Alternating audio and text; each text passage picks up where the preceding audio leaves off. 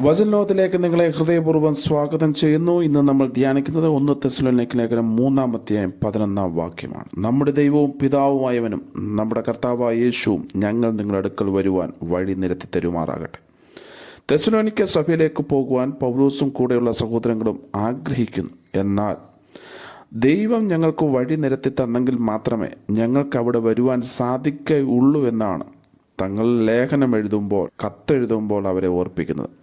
എൻ്റെ പ്രിയപ്പെട്ടവരെ, നമ്മൾ വഴി തുറക്കുവാൻ വേണ്ടി ദൈവസന്നിധി പ്രാർത്ഥിക്കുന്നു. അവിടുന്നാണ് വഴി, അവിടുന്നാണ് സത്യം, അവിടുന്നാണ് ജീവൻ, അവിടുന്നാണ് വാതിൽ. വാതിലായവൻ വാതിൽ തുറന്നു തന്നെങ്കിലേ നമുക്ക് ആ വാതിലിലൂടെ അകത്ത് പ്രവേശിക്കാൻ കഴിയത്തുള്ളൂ. വഴിയായവൻ വഴി തുറന്നു തന്നെങ്കിലേ നമുക്ക് അനുഗ്രഹം പ്രാപിക്കാൻ കഴിയത്തുള്ളൂ. ഒരു കാര്യം ഉറപ്പാണ്, നമുക്ക് മുമ്പിൽ വഴി തുറക്കുന്നത് വഴിയായ ക്രിസ്തു യേശു തന്നെയാണ്. നിങ്ങൾ പ്രാർത്ഥിക്കുന്ന വിഷയത്തിൽ ഈ 2025 പ്രാരംഭ മാസങ്ങളിൽ തന്നെ അവിടുന്ന് നിങ്ങൾക്ക് വേണ്ടി വഴി തുറന്നു തരും.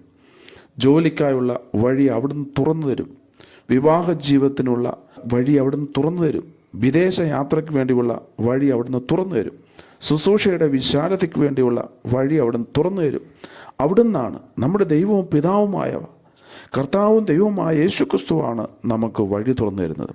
വഴി തുറന്നു തരുന്നവൻ്റെ കരത്തിലേക്ക്, അവിടുത്തെ ഹിതത്തിലേക്ക് നാം നമ്മെ തന്നെ സമർപ്പിച്ചാൽ അവിടുന്ന് എനിക്കും നിങ്ങൾക്കും വേണ്ടിയുള്ള വലിയ വാതിലുകൾ തുറന്നു തരും. അവിടുന്ന് ഒരു വാതിൽ തുറന്നാൽ ആർക്കും അടയ്ക്കാൻ കഴിയത്തില്ല. അവിടുന്ന് ഒരു വാതിൽ അടച്ചാൽ ആർക്കും തുറക്കുവാൻ കഴിയത്തില്ല. വാതിൽ തുറക്കുന്ന കർത്താവ് നിങ്ങൾക്ക് വേണ്ടി ഈ പകൽ, ഈ ശബ്ദം കേൾക്കുന്ന നിമിഷം തന്നെ ഒരു വലിയ വാതിൽ, വലുതും സഫലവുമായൊരു വാതിൽ തുറന്നു തരികയാണ്. ഒരു വലിയ വഴി നിങ്ങൾക്കായി അവിടുന്ന് വെട്ടി നിരത്തി തരികയാണ്. വീട്ടിലേക്ക് കയറുവാൻ വഴിയില്ലാത്തവർ, ദൈവസന്നിധിയിൽ ആ വിഷയത്തിന് പ്രാർത്ഥിക്കുന്നവർ, തീർച്ചയായും അവിടുന്ന് നിങ്ങൾക്ക് ഒരു വഴി നിരത്തി തരിക തന്നെ ചെയ്യും. വിശ്വസിക്കുക, കർത്താവിന് സ്തുതി അർപ്പിക്കുക. സർവശക്തനായ യേശുവപ്പ, അങ്ങയുടെ കുഞ്ഞുങ്ങൾ അങ്ങയുടെ സന്നിധിയിൽ സ്വയം സമർപ്പിച്ചിരിക്കുമ്പോൾ അങ്ങ് അവർക്കായി വഴി നിരത്തി കൊടുത്താട്ടെ. അങ്ങയുടെ നന്മ അവരിലേക്ക് വന്നു ചേരട്ടെ.